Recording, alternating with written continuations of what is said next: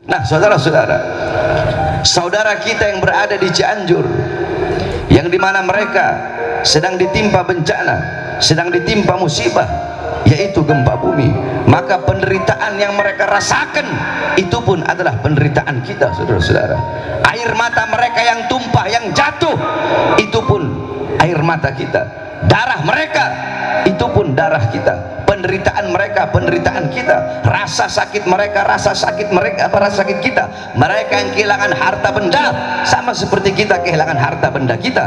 Mereka anak-anak yang kehilangan orang tua, orang tua yang kehilangan anak sama seperti kita kehilangan anak-anak kita, dan kita kehilangan orang tua kita. Mereka para istri yang menjadi janda yang kehilangan suaminya, suami yang kehilangan istrinya, sama seperti kita kehilangan istri kita, dan istri kita kehilangan kita, saudara-saudara. Yakni penderitaan mereka, penderitaan kita, rasa sakit mereka, rasa sakit kita, kehilangan yang mereka rasakan itu pun adalah kehilangan kita, itu pun adalah rasa kehilangan kita, saudara-saudara. Oleh karena kita doakan agar saudara-saudara kita yang khususnya berada di Cianjur, mudah-mudahan Allah angkat segala macam bala, Allah angkat segala macam musibah, Allah angkat segala macam bencana yang menimpa saudara-saudara kita yang di Cianjur khususnya dan umumnya. Allah angkat segala macam musibah bencana yang terjadi negara kita tercinta, yaitu negara kesatuan Republik Indonesia, saudara-saudara. Hadirin sekalian yang dimuliakan oleh Allah Subhanahu wa taala, pasti kita bertanya-tanya, apa sebab terjadinya gempa bumi di negara kesatuan Republik Indonesia yang sangat kita cintai ini? Padahal Indonesia adalah negerinya para aulia, negerinya orang-orang soleh, negerinya para ulama. Banyak paku-paku bumi di negara kesatuan Republik Indonesia.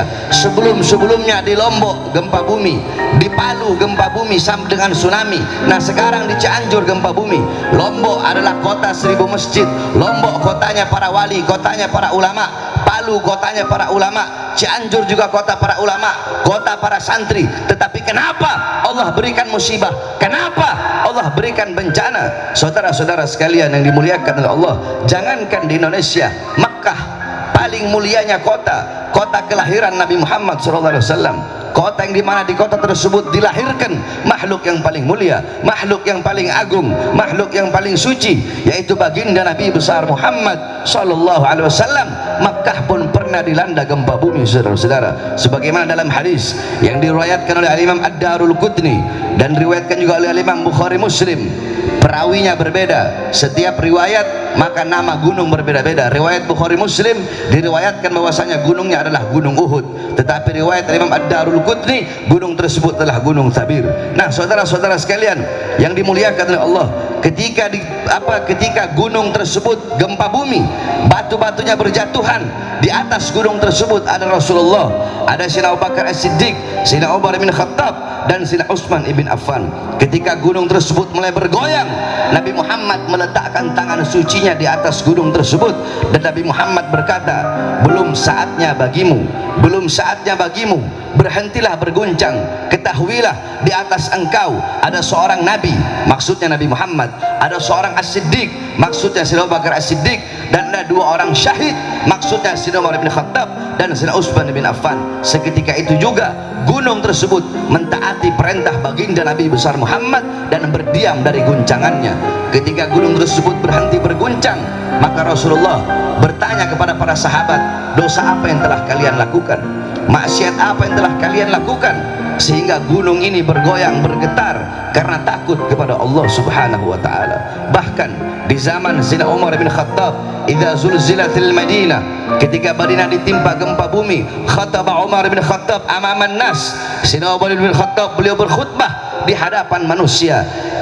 Asra'tum wa ahdastum, kata beliau, sungguh cepat kalian, sungguh cepat apa yang kalian lakukan, sungguh cepat apa yang kalian perbuat, sehingga yang kalian lakukan dan kalian perbuat mengundang bencana dari Allah, yaitu gempa bumi. Kata beliau, wallah, demi Allah, apabila besok ada gempa susulan, demi Allah, aku tidak lagi ingin tinggal dengan kalian, aku akan lari dan tidak akan tinggal bersama kalian.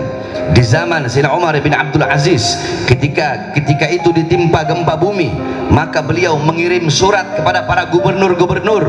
Beliau panggil gubernur-gubernur tersebut untuk datang. Ketika para gubernur datang, beliau berkata, maksiat apa yang telah kalian lakukan, perbuatan dosa apa yang telah kalian perbuat, ketaatan apa yang kalian tinggalkan. Sungguh demi Allah, ini Allah tegur kita semua. Oleh karenanya, keluarkan harta kalian di jalan Allah Subhanahu wa taala untuk menghilangkan segala macam bala, musibah dan bencana. Seketika itu pun beliau memerintahkan para gubernur untuk mengeluarkan hartanya di jalan Allah Subhanahu wa taala. Kemudian Sayyidina Ka'ab ibn Malik, beliau berkata bahwasanya tidaklah gempa bumi tersebut terjadi melainkan terlalu banyak dosa-dosa dan maksiat yang hamba-hamba lakukan di atas muka buminya Allah, sehingga bumi tersebut takut, bumi tersebut gemetar kepada Allah, sehingga karena gemetarnya, karena rasa takutnya, sehingga bumi tersebut berguncang, saudara-saudara. Kemudian Sayyidina Anas bin Malik radhiyallahu anhu, beliau pernah bertanya kepada Sayyidatuna Aisyah radhiyallahu anha akan pendapatnya tentang gempa bumi. Apa jawab Sayyidatuna Aisyah radhiyallahu anha? Beliau menjawab, tidaklah gempa bumi terjadi melainkan 3 perkara ini telah merajalela. Apa 3 perkara tersebut? Apabila 3 perkara ini telah merajalela, apa 3 perkara tersebut? Yang pertama, kata Sayyidatuna Aisyah, idza istahalla zina, apabila perzinahan, apabila zina sudah dianggap sesuatu yang halal. Apabila orang sudah berzina di mana-mana, pagi, siang, sore, malam berzina, yang tua berzina, yang muda berzina, yang kaya berzina, yang miskin berzina, orang-orang tidak lagi punya rasa malu kepada Allah Subhanahu wa taala. Para pemuda-pemudi berzina, para anak-anak muda, laki-laki, perempuan ciuman di pinggir jalan, mereka bergandengan tangan di pinggir jalan, mereka berzina, mereka melacur di pinggir jalan. Saudara-saudara, zina itu adalah dosa yang besar. Ada orang berzina secara sembunyi-sembunyi, ada orang berzina secara terang-terangan. Akan tetapi perlu engkau ketahui bahwasanya dosa orang berzina secara terang-terangan itu lebih besar daripada dosa orang yang berzina secara sembunyi-sembunyi. Coba kita lihat anak-anak muda kita, para pemuda-pemudi kita di pinggir-pinggir jalan, saudara-saudara, di pinggir-pinggir jalan malam tahun baru, apalagi malam Valentine, yang paling banyak berzina, yang paling banyak melacur di Indonesia bukan orang Kristen, bukan orang Buddha, bukan orang Hindu, bukan agama lain, tetapi pemuda-pemudi Islam yang paling banyak melacur, yang paling banyak berzina, yang paling banyak berbuat dosa, yang paling banyak berbuat maksiat di Indonesia, saudara-saudara. Apabila pelacuran telah terjadi di mana-mana, wa istibahal khumur, apabila khamr telah dianggap hal yang dibolehkan, apabila khamr telah dianggap hal yang biasa, yakni khamr telah dianggap perkara yang biasa, orang mabok-mabokan pagi, siang, sore, malam mabok,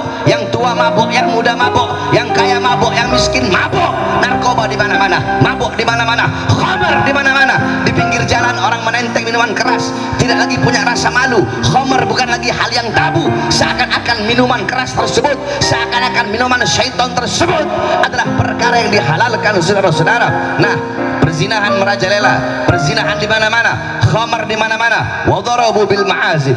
Kemudian orang-orang mulai memainkan musik-musik yang membuat lupa kepada Allah Subhanahu wa taala. Saya perhatikan orang-orang zaman sekarang, pagi, siang, sore, malam sibuk dengan handphonenya, saudara-saudara. Alhamdulillah, saya bersyukur kepada Allah. Udah 1 bulan ini semenjak saya sakit, saya tinggalkan handphone. Saya tidak mau sibuk megang handphone, saudara-saudara. Orang seluruh Indonesia WhatsApp saya tidak ada saya buka, tidak ada saya baca. Saya mulai meninggalkan handphone. Anak-anak zaman sekarang umur 6 tahun pegang handphone, umur 7 tahun pegang handphone, umur 8 tahun pegang handphone. Yang tua, yang anak kecil, yang muda, yang tua, semua sibuk dengan handphone, saudara-saudara. Pagi, siang, sore, malam waktumu diambil oleh handphone. Handphone menjadikan engkau jauh dari Allah, handphone menjadikan engkau jauh dari Rasulullah. Memang betul handphone sesuatu yang bagus, handphone membawa manfaat, tetapi saya perhatikan banyak orang-orang sekarang handphone lebih banyak membawa mudarat. TikTok dan YouTube segala macam, orang-orang mulai lupa kepada Allah, mulai lupa kepada Rasulullah. Ulamanya, ustadz, kiai, habibnya sibuk main TikTok, saudara-saudara. Orang-orang lupa kepada Allah. Handphone, suami istri hadap-hadapan, si suami sibuk main handphone, si istri sibuk main handphone. Handphone menjauhkan orang-orang yang dekat. Kalian berkata handphone kalian bisa berhubungan dengan orang-orang yang jauh, ya. kalian bisa berhubungan dengan orang-orang yang jauh, akan tetapi handphone bisa menjauhkan suami dengan istri, menjauhkan orang tua dengan anak, dan anak dengan orang tuanya. Ini yang terjadi, saudara-saudara. Musik-musik membuat lupa dan lalai kepada Allah. Orkes di mana-mana. Kalian sibuk dengan handphone kalian, memutar musik-musik yang membuat lupa dan lalai kepada Allah Subhanahu wa taala.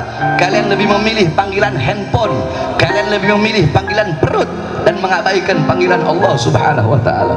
Di masjid-masjid kalian, di musola-musola kalian, di surau-surau kalian, terdengar panggilan Allah Subhanahu wa taala. Hayya 'alas shalah, hayya 'alas shalah. Ayo salat. Kalian yang bekerja, tinggalkan pekerjaan kalian. Kalian yang berdagang, tinggalkan dagangan kalian. Kalian yang punya toko, tutup sementara toko kalian.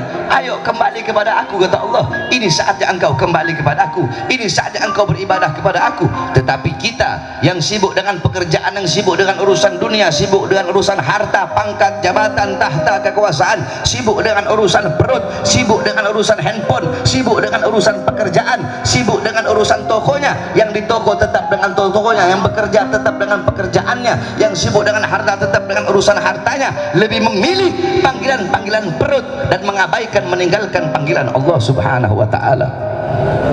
Saudara-saudara, jikalau kalian ingin tahu bagaimana orang-orang zaman dulu, para ulama, para ustadz, para kiai, para habaib, bagaimana para aslafun saleh zaman dahulu, bagaimana ketergantungan mereka, bagaimana kebutuhan mereka terhadap handphone, terhadap Al-Quran, maka bercerminlah engkau, lihatlah di zaman sekarang bagaimana kebutuhanmu, bagaimana ketergantunganmu terhadap handphone, maka seperti itulah kebutuhan dan ketergantungan orang-orang terdahulu terhadap Al-Quran. Jikalau kalian zaman sekarang bangun tidur pegang handphone, orang zaman dulu bangun tidur pegang Quran, baca Quran. Jikalau kalian mau makan pegang handphone, sebelum makan pegang handphone, mau makan pegang handphone. Orang-orang zaman dulu sebelum makan baca Quran, pegang Quran, habis makan baca Quran, pegang Quran. Kalian mau tidur pegang handphone. Orang-orang zaman dulu mau tidur pegang Quran. Kalian sesaat nggak megang handphone, hati kalian gelisah. Orang-orang zaman dulu sesaat nggak megang Quran, sesaat nggak baca Quran, hati mereka gelisah. Bukan berarti kalian nggak pegang handphone, terserah sesuka hati kalian pegang handphone. Akan tetapi jangan sampai handphone atau apapun itu, mau handphone, mau harta, mau pangkat, mau uang, mau jabatan, mau perempuan, mau tahta, mau kekuasaan, apapun yang membuat engkau jauh dari Allah, perkara apapun, sesuatu apapun, hal apapun yang membuat engkau jauh dari Allah, maka tinggalkan sesuatu itu, tinggalkan perkara itu, membuat jauh dari Allah, tinggalkan. Apalagi sesuatu itu, hal itu, perkara itu bisa memutuskan hubunganmu dengan Allah dan dengan Rasulullah SAW. 3 hal. Yang pertama, perzinahan di mana-mana, pelacuran di mana-mana, khamar di mana-mana, narkoba di mana-mana, musik-musik yang membuat lupa dan lalai kepada Allah di mana-mana. Apabila 3 perkara ini, 3 hal ini telah merajalela, maka apa kata Allah kepada bumi? Wahai bumi, guncanglah mereka. Wahai bumi, guncanglah mereka. Wahai bumi, berguncanglah engkau, bergoyanglah engkau. Apabila mereka bertobat setelah engkau berguncang, yakni maksudnya setelah adanya gempa bumi, orang-orang bertobat kepada Allah, berhentilah kata Allah. Wahai bumi, berhentilah berguncang kalau mereka bertobat. Kalau mereka kembali kepada aku, berhentilah berguncang. Akan tetapi setelah engkau berguncang, mereka tetap dengan perbuatan dosa mereka, mereka tetap dengan perbuatan maksiat mereka. Setelah diberi peringatan, mereka masih tetap meninggalkan kewajiban, meninggalkan rasa taat dan melakukan maksiat, maka guncanglah mereka, goyanglah mereka, hancur leburkan mereka sampai mereka binasa, wahai bumi. Oleh karenanya saudara-saudara, apabila ada gempa bumi di mana-mana, ada tanah longsor, ada tsunami, ada bala, ada musibah, ada bencana, kebakaran, tsunami, tanah longsor, gempa bumi, jangan engkau bertanya kepada Allah Subhanahu wa taala, ya Allah, kenapa engkau berikan bala? Ya Allah, kenapa engkau berikan musibah? Kenapa engkau berikan bencana? Jangan engkau bertanya kepada Allah. Bukankah Allah berfirman dalam Al-Quran, yakni ma asabakum min musibatin fabima kasabat aidikum, apa-apa yang menimpa engkau daripada musibah, daripada bencana, itu akibat kerusakan-kerusakan yang kalian lakukan dengan tangan kalian. Ma asabaka min hasanatin fa min Allah wa ma asabaka min sayyi'atin fa min nafsik. Apa-apa yang menimpa engkau daripada kebaikan itu datangnya dari Allah, dan apa-apa yang menimpa engkau daripada keburukan, daripada bala, azab, bencana dan musibah, itu akibat perbuatan tangan kalian, itu akibat perbuatan diri kalian sendiri. Apabila ada musibah, ada bencana, ada azab, ada bala dari Allah, jangan engkau berkata, ya Allah, kenapa kau turunkan bala, kenapa kau turunkan musibah, kenapa air laut engkau tumpahkan di muka bumi, ya Allah, kenapa gunung engkau hancurkan, kenapa gunung engkau lulantahkan, kenapa engkau berikan gempa bumi, tanah longsor bagi kami. Jangan engkau sekali-kali bertanya kepada Allah, tapi tanyakan kepada diri kalian, tanyakan kepada engkau punya diri, tanyakan kepada diri kita, tanyakan kepada pemuda-pemudi kita, tanyakan kepada orang tua kita, tanyakan kepada para ulama, tanyakan kepada para ustadz, tanyakan kepada para kiai, tanyakan kepada para habaib, tanyakan kepada para penceramah-penceramah, tanyakan kepada para pengkhutbah, tanyakan kepada ketua-ketua masjid, tanyakan kepada para pimpinan-pimpinan pondok pesantren, tanyakan kepada para pemuka-pemuka agama, tanyakan kepada para pejabat, tanyakan kepada para RT, para RW, para lurah, tanyakan kepada para camat, tanyakan kepada para bupati, tanyakan kepada wali kota, tanyakan kepada para menteri, tanyakan kepada para polisi, tanyakan kepada presiden, tanyakan kepada aparat, tanyakan kepada para pejabat, maksiat apa yang telah kita lakukan, dosa apa yang telah kita lakukan, ketaatan apa yang telah kita tinggalkan sehingga mengundang bala dari Allah, sehingga Allah berikan bala dan musibah bagi negara kesatuan Republik Indonesia, saudara-saudara. Jangan engkau bertanya kepada Allah, tapi tanyakan kepada diri kita, tanyakan kepada para ulama kita, tanyakan kepada para pemerintah kita, perbuatan dosa dan maksiat apa yang telah pemerintah kita, yang telah ulama-ulama kita lakukan, saudara-saudara. Para ulama, para ustadz, para kiai, banyak para ustadz, para ulama, para kiai, para habaib, bukan sedikit, saya nggak mau bilang sedikit atau diantara, enggak, ini kenyataan, banyak ulamanya, ustadznya, kiainya, habibnya jadi ulama-ulama kontrak, saudara-saudara, jadi ulama-ulama amplop, jadi kera-kera bersorban, jadi orang-orang yang menjual agama, jadi orang-orang yang menjual akhirat demi kebutuhan dunianya. Tujuan mereka bukan memakmurkan Islam, bukan menghidupkan Islam, mencari hidup dalam Islam, bukan menghidupkan dakwah, mencari hidup dalam dakwah, bukan menghidupkan pondok pesantren, mencari hidup dalam pondok pesantren. Covernya Islam, luarnya Islam, di dalamnya tujuan perut masing-masing, tujuan perut masing-masing.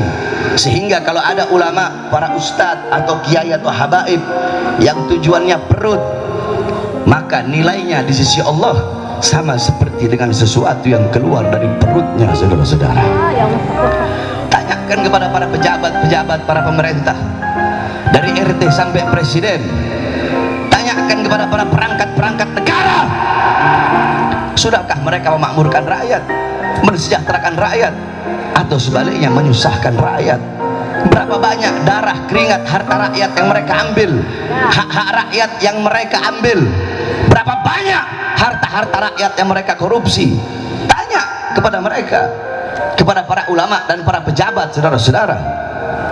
Sehingga karena perbuatan-perbuatan dosa kita lah, bisa jadi bukan karena perbuatan dosa yang dilakukan oleh mereka yang ada di Cianjur, tapi gempa yang Allah berikan, musibah yang Allah berikan kepada saudara-saudara kita yang ada di Cianjur, bisa jadi itu akibat terlalu banyaknya perbuatan dosa dan maksiat yang saya, engkau, yang kita lakukan. Bisa jadi karena perbuatan dosa kita, saudara-saudara kita di Cianjur terkena atas dampak musibah, atas dampak daripada perbuatan-perbuatan dosa yang kita lakukan. Oleh karenanya, saudara-saudaraku sekalian yang dimuliakan oleh Allah, kembalilah kepada Allah Subhanahu wa taala. Bertobatlah saya, bertobatlah kita semua kepada Allah. Kembalilah kepada Allah Subhanahu wa taala. Jadilah kita hamba-hamba yang taat, yang patuh, yang tunduk kepada Allah. Bersihkan hati kita dari kecintaan kepada duniawiyah, kepada harta, pangkat, jabatan, pujian orang, kepada kemasyhuran, kepada kejayaan dunia, dan kepada kemakmuran dunia. Kembalilah kepada Allah, takutlah kepada Allah. Jangan pernah engkau merasa aman dari azab dan siksa Allah Subhanahu wa taala.